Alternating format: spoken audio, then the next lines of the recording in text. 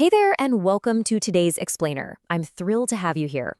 Think of me as your personal business mentor for this session because we're about to do a deep dive into something absolutely crucial.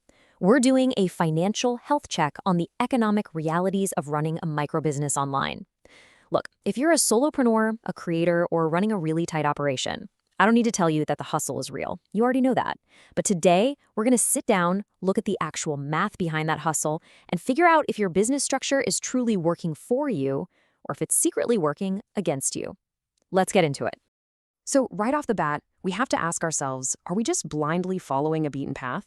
When we decide to start selling online, it's so easy to just default to the path of least resistance, right? We rush over to those giant e-commerce marketplaces, or we sign up and start renting space on those really heavy, expensive website platforms. But I really want you to pause and think about this for a second. Are these default go-to paths actually economically flawed for the specific micro-scale you operate at? Well, let's find out. Here is our agenda for today's Explainer. First, we'll examine that beaten path of business. Then, we'll break down the crushing cost equation, followed by the paradox of working for your website. After that, we'll shift gears into how to assemble digital assets and wrap up with achieving true ownership for long-term sustainability. All right, let's kick things off with Section 1, the beaten path of business, where we explore the most common models out there.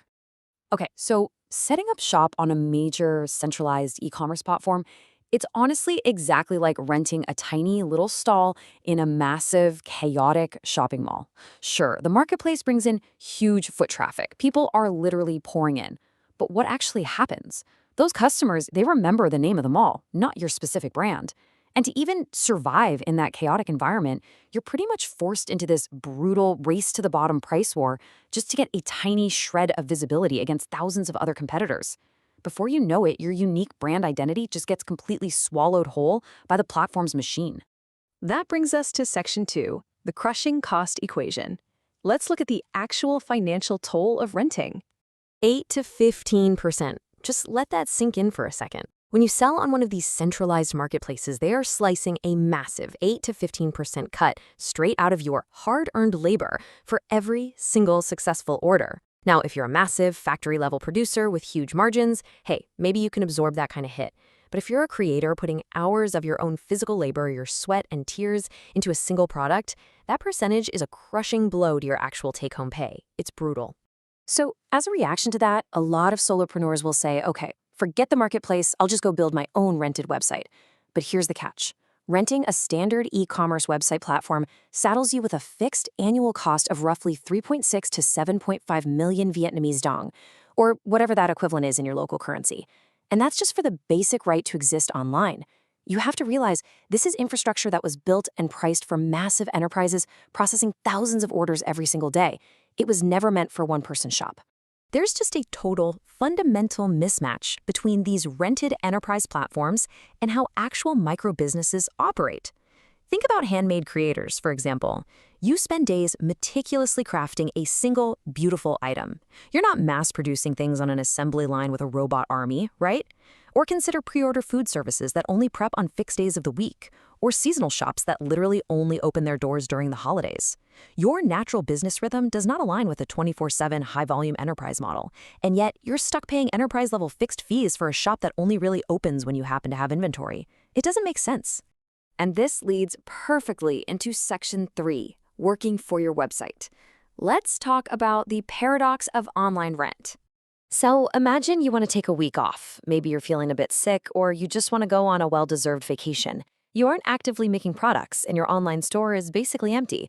But guess what? That monthly online rent bill? Yeah, that still arrives right on time, no exceptions. So I have to ask you directly, as a solo business owner, why on earth should you work tirelessly, sacrificing your precious profit margins just to pay rent to your website platform? Honestly, it kind of feels like you've become an employee of your own digital tools, rather than the tools working for you. We really need a massive shift in mindset here. The old, stressful way of renting online real estate means high fixed costs and total dependency on some platforms' constantly changing rules. But the liberating alternative? Building and owning a lifetime digital asset. This approach means zero operating costs and 100% equity for you. This is exactly what I want to mentor you toward today. It's time to stop renting and start truly owning.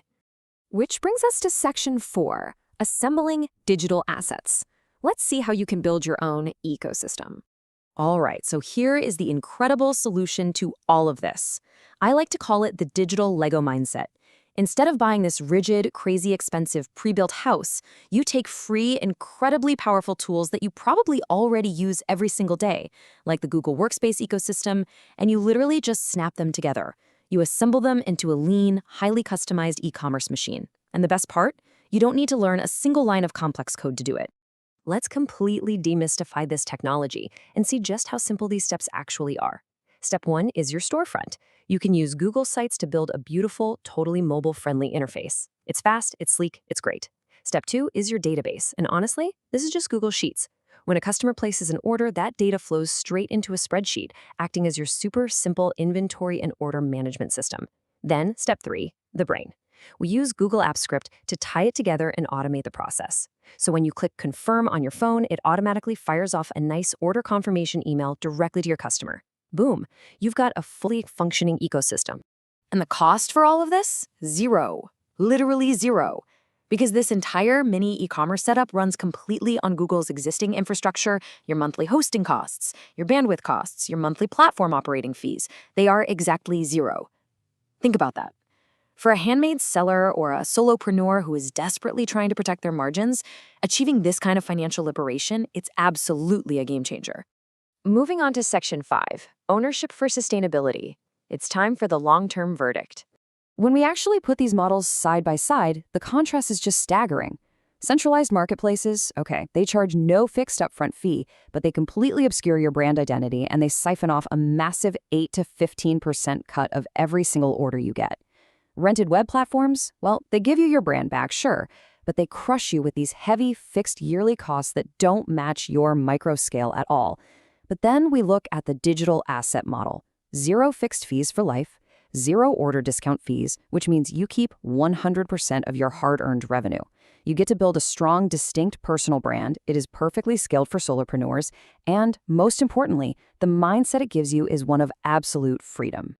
At the end of the day, true ownership means peace of mind. Think about it. If you stop paying rent on a traditional rented platform, your store just disappears. Poof, gone. All that hard work vanished. But with your own assembled digital asset, you own 100% of the source code and the data. If life happens and you need to take a break from your business for a month or two, you don't lose your store. It's permanent. It is entirely yours. And that is exactly what makes it the ultimate sustainable choice for a micro business. Ultimately, people can argue all day long about which platform has the absolute best features or the shiniest buttons. But right or wrong, the efficiency of your cash flow is going to be your exact answer. If true long-term sustainability comes down to absolute ownership, the only real question left to ask yourself is this: how much longer are you willing to pay rent on your own hard work? Thanks for joining me on this explainer. I'll see you in the next one.